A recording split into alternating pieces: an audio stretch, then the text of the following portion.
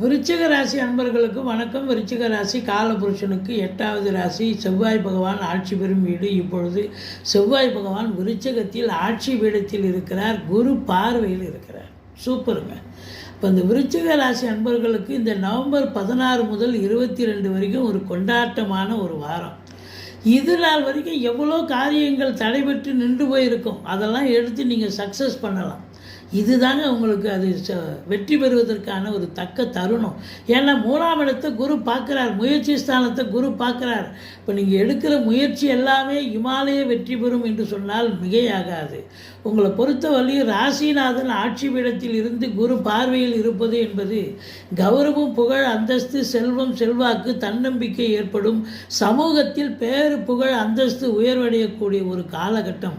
4ஆம் இடத்தில் ராகு இருக்கிறார். 4ல் ராகு இருந்தால் ஒரு மைனஸும் இருக்குது, ப்ளஸ்ஸும் இருக்குது. இப்போ வீடு வாங்குறீங்க, மனம் வாங்குறீங்க, தோட்டத்துறவு வாங்குறீங்கன்னா அதிகப்படியாக விலைக்கு வாங்கி கொடுத்துரும். பிரம்மாண்டத்தை ஏற்படுத்தி தருவார். ஒரு 50 லட்ச ரூபாய்க்கு வாங்க போகிறீங்கன்னா 1 கோடி ரூபாய் வாங்கி கொடுத்துருவார் ராகு. அது மட்டும் இல்லை, தாய் வழி சொந்தங்கள் உங்களுக்கு அகைன்ஸ்டாக இருப்பாங்க. படிக்கிற பிள்ளைங்க நல்லா படிப்பாங்க. வண்டி வாகனங்கள் செலவு வைக்கக்கூடிய ஒரு நிலை இருக்கும். இருந்தாலும் இளைய சகோதரர்கள் உங்களுக்கு ஆதரவாக இருக்கக்கூடிய ஒரு காலகட்டம். பிபிஓ, சாஃப்ட்வேர் போன்ற நிறுவனங்களில் பணியாற்றுபவர்களுக்கு நல்ல ஒரு சந்தோஷத்தை பெறக்கூடிய காலம். 5ஆம் இடத்தை சனி பகவான் இருந்தாலும் குரு பார்வையில் இருப்பது மருத்துவத்தின் உதவியோடு நீண்ட காலமாக குழந்தை பேருக்காக காத்து கொண்டிருக்கும் இந்த பொது தம்பதியினர்கள், அதாவது ஆண் பெண் இருபுல, அதாவது குழந்தை பாக்கியத்துக்காக காத்திருக்கும் தம்பதியர்களுக்கு இந்த வாரம் நிச்சயமாக குழந்தை பாக்கியத்துக்கான அமைப்பு உண்டு. குலதெய்வத்துடைய அனுகிரகம் உண்டு.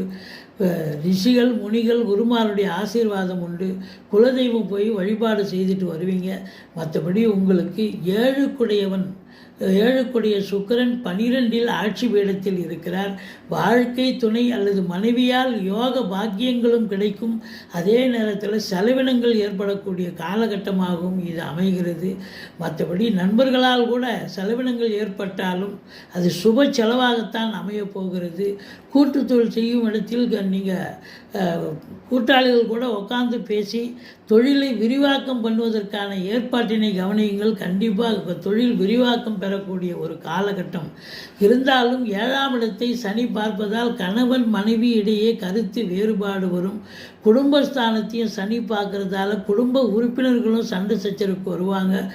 எங்கே போனாலும் உங்களுக்கு டென்ஷன், பரபரப்பு இருக்கும். ஆனால் வருமானம் சிறப்பாக இருக்கும். விட்டு கொடுத்து போங்க. மற்றபடி உங்களுக்கு 10ஆம் இடத்த அதிபதி சூரியன் ராசியில் அமர்ந்து குரு பார்வையில் இருப்பது ரொம்ப